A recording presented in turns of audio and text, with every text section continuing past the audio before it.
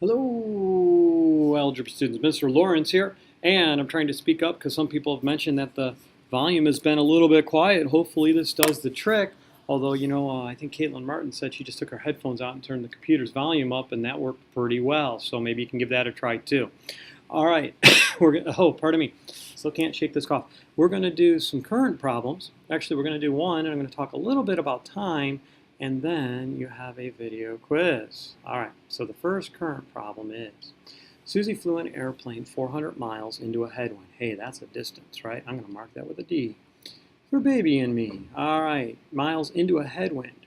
Headwind is going to mean subtract, right? The trip took 2 hours. There's a time. Return trip with a tailwind, that means with adding, because the tailwind's going to make me go faster, only took 1 hour and 30 minutes. Ooh, this bothers me. It is a time, but this is bothering me. What is the speed of the plane in still air? How fast is the wind blowing?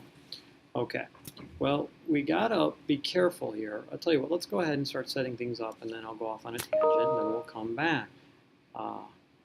Okay, hold on a second here. Get my emails up. Sorry about that. Okay, so Susie flew an airplane 400 miles into a headwind. So I need Susie's speed, or the plane speed, you can use P, minus the wind speed, and that's going to equal another speed, right? And then the return trip is going to be Susie's speed plus the wind. Now, before I get over here, I want to talk to you about time. We know that speed is distance divided by time, right? So we're going to take the 400 miles, and we're going to divide by the time. In the first case, it's 2 hours. You know what? I can go ahead and put that in. There's nothing wrong with that. And that, of course, simplifies this equation to S minus W equals 200. But it's that other time there. It's that hour, 1 hour, 30 minutes. 1 hour, 30 minutes. You have to think, what fraction of an hour is 30 minutes? Well, 30 minutes, or 60 minutes, because there's 60 minutes an hour, is 1/2. So this could be 1.5, although I don't think I would do my calculations with 1.5. I would either use this if I was feeling rather fractionally challenged that day, or if I wasn't feeling so fractionally wimpy, I would use this. Okay, 3/2. Now you're saying, oh, Mr. Lawrence, that's an easy one. Well, what if the problem gave you, say, 1 hour and 20 minutes? Okay.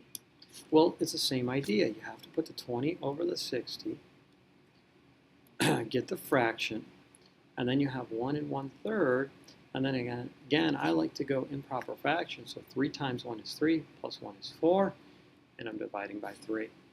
Okay, those are the same number. I would not use this. These two are not equivalent. This is equivalent to 1 1/3, but without that repeating bar, it's not, and it will change your answers. Will it change them by a small amount? Probably, but you're going to be scratching your head, well, I'm getting a different answer. So I wouldn't do any rounding until the very end of the problem. Now, if you had 50 minutes, okay, 50 minutes, something like that, again, you divide it by 60. Now this time there's no hours in front, so I would just simplify this fraction to 5/6 of an hour, okay? And then remember that 10 divided by 1/2 is the same problem as 10 times 2, because there's 10 in half a group, so that's the same as 20 in the full group, okay?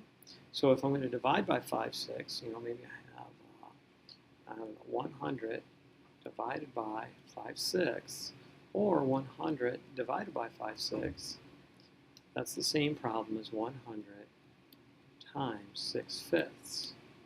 So that would go once, that would go in 20, and so my answer would be 120. Which makes sense because 6/5 is more than 1, and if I multiply 100 by a number larger than 1, don't I have to get a value larger than 100? Sure I do. Okay, so let's go back to this one. All right, the return trip, 1 hour, 30 minutes. Well, that's going to be 1.5 hours, or better yet, 3/2 hours. So I'm still going to have the 400 here, but I'm going to have 3/2. Okay? which is not going to turn out as pretty, but it doesn't mean it can't be done. So let's see here, 400 over 1 times 2 over 3. That's not going in evenly. So I'm going to get 800 over 3. Yeah, Wonder Woman can't do anything. She's powerless right now. Okay. Now, if you want, you can divide that 800 by 3. And you're going to get 266 and 2/3. I'm going to leave it like that for right now. I'm not going to run to the decimal. You can, but there's no need to.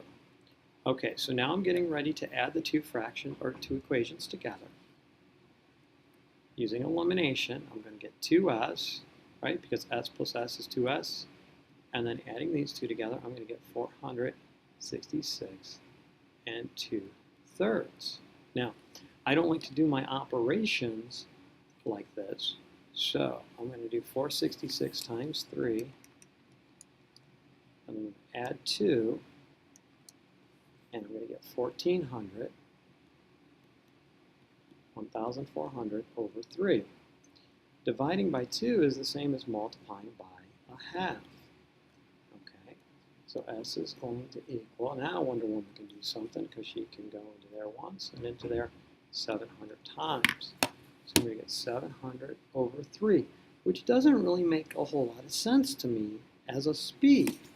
All right, so I'll divide the 700 by 3, and I'll come up with 233 and 1/3 miles per hour. That's how fast her plane is moving.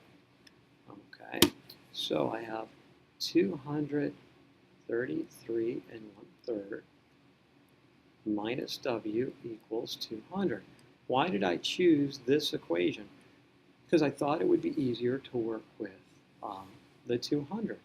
Maybe not. Maybe you'd rather do this. Maybe you'd rather plug it into this equation here. You know what? Now that I look at it, I think I'm going to plug it into that one. After checking over my work and thinking about it, I'm going to plug it into the other one. So I'm going to go 233 1/3 plus W equals 266 and 2/3. So subtracting 233 1/3, I'm going to get W equals... Good morning, everyone. Please don't forget there's a BEA meeting in the media center this morning. Thank you. Sorry about that. Announcement came through. 33 and 1/3 miles per hour. And so there I have Susie's speed and the wind speed. Okay, pretty simple stuff.